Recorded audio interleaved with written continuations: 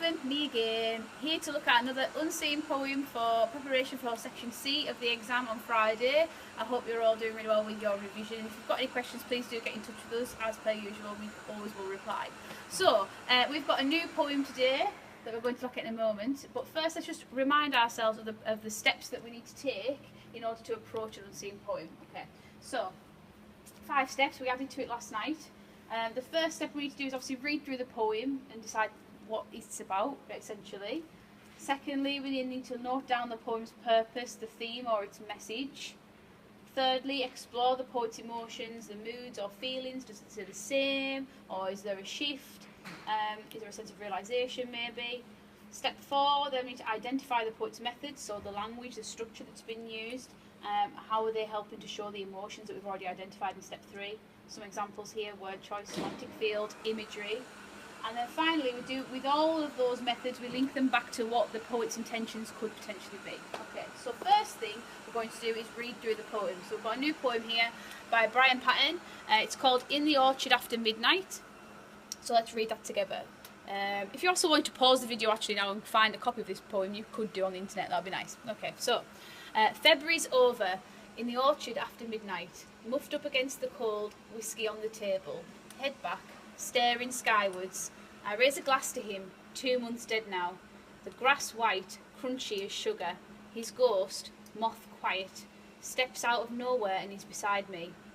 Blue shirt open at neck, fawn slacks, sandals, no coat needed against this worldly frost. He smiles, takes a chair opposite, falls through it, grimaces, nods okay, tries again. Not used to this being dead stuff, he says. Sits finally, breath smelling of ice and apples. Underfoot, violets turn mauve in the moonlight. Tendrils of river mist drift through him. Somewhere an owl takes out its oboe. I pour in one ghost glass after another. We down the bottle. Who cares if we get smashed now? Celia's up in London, can't see us. The stars are bubbling away nicely, he says. It's God's soup, spilt out across the heavens, I reply. We exchange banter, his ghost and I, the best of mates still. Okay, so quite an interesting poem. So the first thing I'm thinking about, really, what's it about? Well, clearly the poet, the voice, whether it's obviously him or he's writing as a character, he's experienced a loss of his friend. Okay, so I'm just going to note down, I might write at the bottom here where near the question, we'll look at that in a moment. So there's obviously loss of his friend. Okay, so that's immediately what I'm thinking it's about. And then it says, the step 2, note down the poem's purpose, the theme or the message. And I suppose really it's probably trying to emphasise the loss he feels.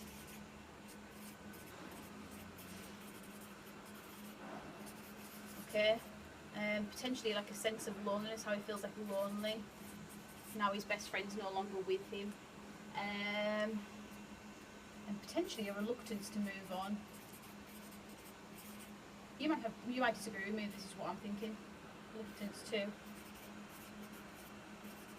Okay, lovely. And now, step 3, emotions and moods. So I'm going to move to a different colour now, just bear with me. Let's go with, we'll go with green. We'll go with green. So the emotions or the moods or the feelings, does it stay constant? So I'm just going to go back through the poem now, and I'm going to start to think about what kind of moods. And it's generally overall probably a sense of, maybe you could say despair. So I'm just going to write some emotions at the top anyway.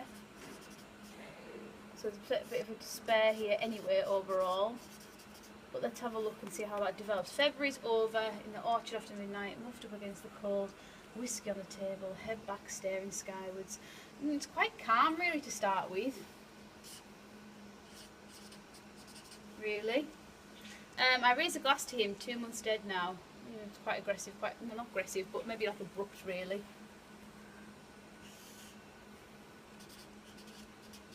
Maybe it's like shock still. The grass white, crunchy as sugar, his ghost moth quiet, steps out of nowhere and is beside me.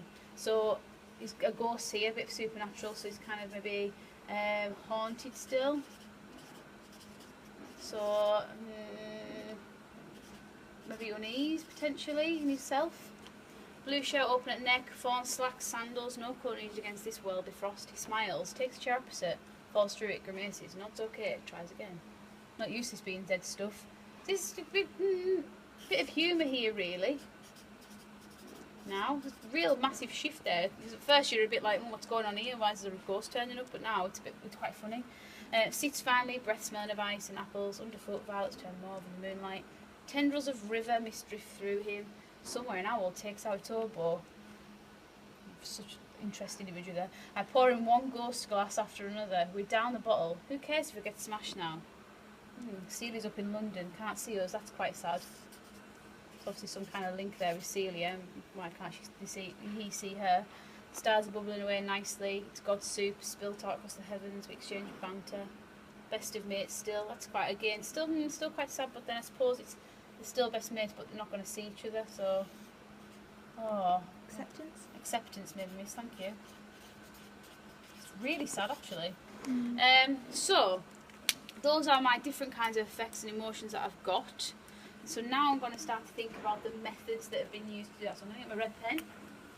I'm going to start to now look at these different emotions and moods and think about what methods have been used to show these, okay?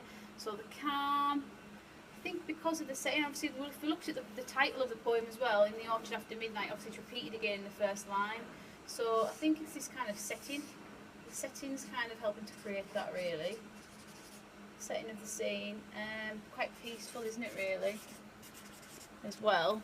And then I suppose you could kind of think about the time, midnight, look at the noun midnight, think about the connotations there. It's quite eerie, i.e. What are the connotations we've got for midnight, miss? Like new day. New day. Quite okay. Ghostly. Ghostly, good, excellent. Right, up against the cold, whiskey on the table, so that's quite interesting, this little bit here. Let's look at the noun whiskey. Again, so the use of nouns quite interesting. What are you trying to say, miss? Sorry. So you could be drinking it because of the shock, the abruptness of the death. Ah, right, nice. So we're going to link that to the effect of shock. Because of the, maybe, yeah, what we said about it being abrupt. So he needs the alcohol to numb the pain. It's a nice idea.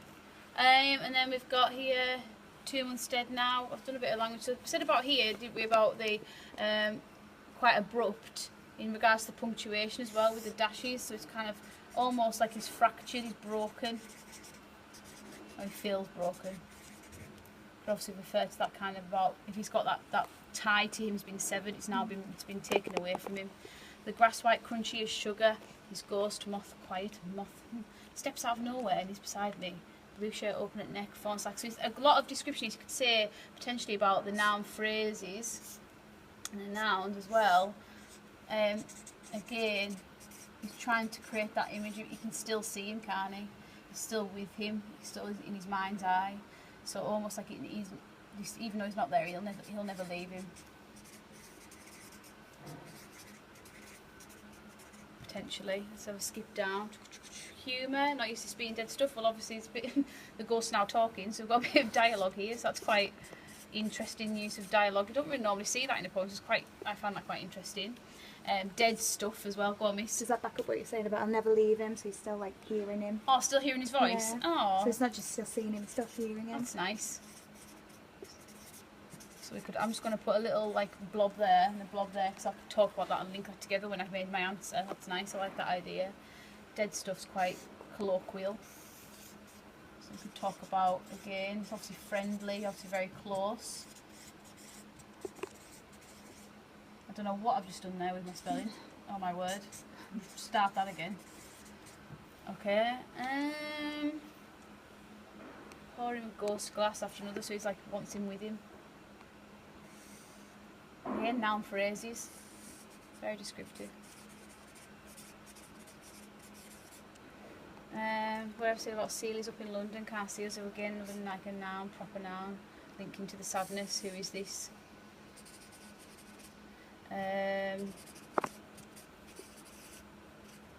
that linked to the loneliness you were saying earlier? I think so, definitely.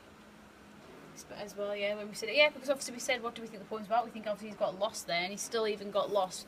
Potentially someone she's up in London, but you still can't see her. So even she who is around, he's kind of lost that tie. And the star's bubbling away nicely. It's God's Soup. God's Soup's quite a good, nice little one there as well. Bit of a religious link. Maybe he's angry at God. Potentially. For taking him too soon.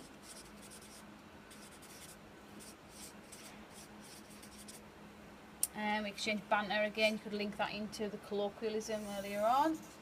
And it goes to 9, the best of mates still. And potentially we could link that idea, because at the top we said about 2 months dead. We also said about February. Time, change in time. Use of time there, but nice of little. Despite moving on, he's not. He doesn't. Okay, right, so we've got a lot of methods there, lovely. So step 5 is about linking it to the intentions. So the question, if we go back to the question's at the bottom here. We've got to explore how the narrator's feelings about his dead friend are presented. Well, obviously, we've got loads of different ideas here, okay, all overwhelmingly so. So I'm just going to get my blue pen, and I'm just going to now start to think about the poet's methods and the linking to the intentions now. So the first one, we said before about potentially trying to emphasise the loss that he feels.